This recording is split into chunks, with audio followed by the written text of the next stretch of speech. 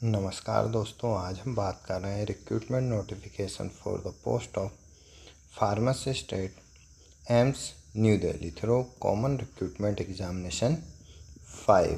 अगर हम यहाँ पर देखें तो हम देख सकते हैं नोटिस नंबर जो है 93/2026 है। यहाँ पर डेट ऑफ नोटिफिकेशन है 13/6/2026 है।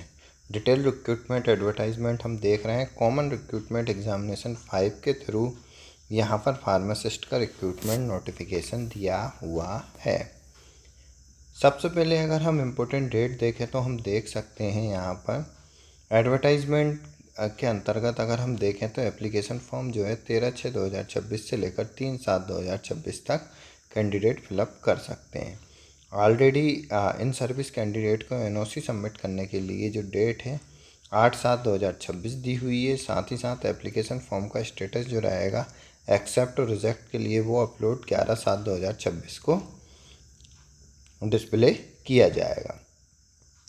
कंप्यूटर बेस्ड टेस्ट के लिए टेंटेटिव डेट जो है 25 से 27 जुलाई 2026 यहाँ पर कंप्यूटर बेस्ड टेस्ट के लिए डेट दी हुई है। साथ ही साथ अगर हम यहाँ देखें वेरियस सेंट्रल गवर्नमेंट इंस्टीट्यूट के लिए फार्मासिस्ट का जो रिक्रूटमेंट नोटिफिकेशन दिया हुआ है वो कॉमन रिक्रूटमेंट एग्जामिनेशन के थ्रू दिया हुआ है। साथ ही साथ हम यहाँ पर एज रिलैक्सेशन देखें category wise SC/ST 5 year, OBC 3 year, physical disable candidate को 10 ईयर एज रिलैक्सेशन दिया जाएगा। साथ ही साथ एक्स सर्विसमेंट कैंडिडेट के लिए अगर हम देखें ग्रुप B और C के लिए तो length of military service plus 3 year के लिए यहाँ पर एज रिलैक्सेशन दिया जाएगा। ग्रुप B पोस्ट के लिए सेंट्रल गवर्नमेंट कैंडिडेट के लिए अगर हम देखें तो ऐसे कैंडिडेट जो 3 ईयर सर्विस रेगुलर सर्विस कर चुके हैं उनके लिए 5 ईयर एज रिलैक्सेशन दिया जाएगा। जबकि ग्रुप C पोस्ट के लिए देखें तो हम देख सकते हैं ऐसे कैंडिडेट जो ऑलरेडी 3 ईयर सर्विस कंप्लीट कर चुके हैं जनरल एंड रिजर्व कैंडिडेट को 40 year up to age relaxation और OBC कैंडिडेट को 43 year up to age relaxation, जबकि SC/ST कैटेगरी के लिए 45 ईयर तक एज रिलैक्सेशन दिया जाएगा। साथ ही साथ अगर हम एप्लीकेशन फ़ीस की बात करें तो अगर हम फीस देखें जनरल OBC कैंडिडेट के लिए 3000, SC/ST कैंडिडेट EWS कैंडिडेट के लिए 2400, फिजिकल डिसेबल कैंडिडेट के लिए यहाँ पर कोई एप्लीकेशन फ़ीस नहीं है।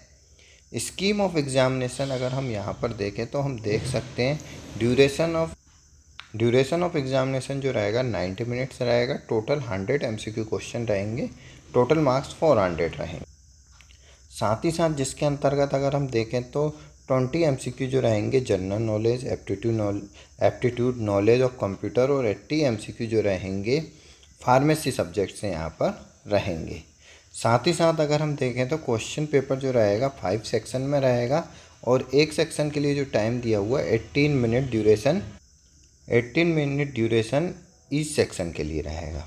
साथ ही साथ प्रत्येक सेक्शन में 20 क्वेश्चन रहेंगे।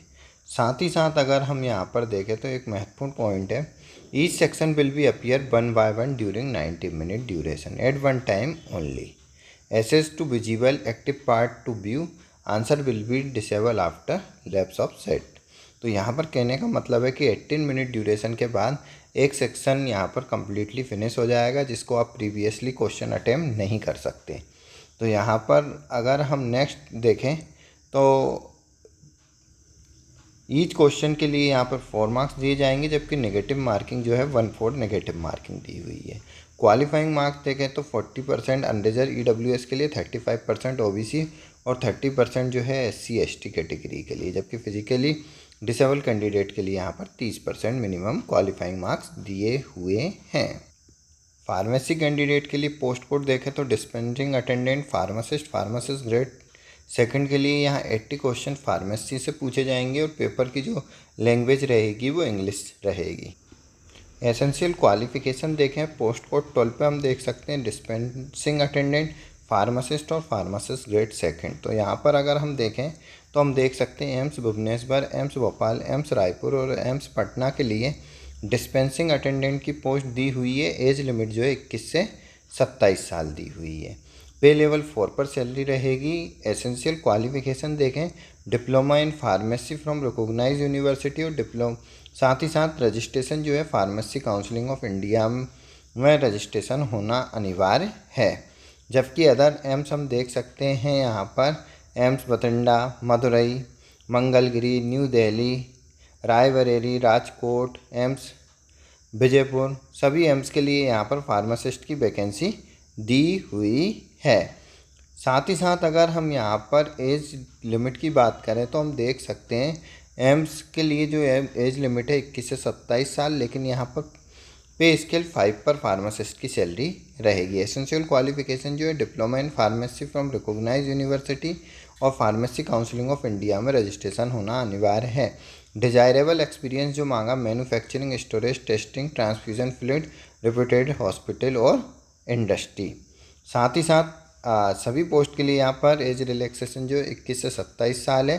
फार्मासिस्ट एम्स न्यू दिल्ली के लिए अगर हम देखें यहाँ पर तो हम देख सकते हैं एज रिलैक्सेशन जो है अप टू एज जो दी हुई अप टू 30 ईयर दी हुई, और साथ ही साथ एम्स एम्प्लॉय के लिए जो एज रिलैक्सेशन है अप टू 40 ईयर यहाँ पर दी हुई है। साथ ही साथ डिप्लोमा फार्मेसी मांगा है और registration pharmacy under pharmacy act. Applicant holding higher degree can also apply, the candidate should be registered pharmacist under pharmacy act.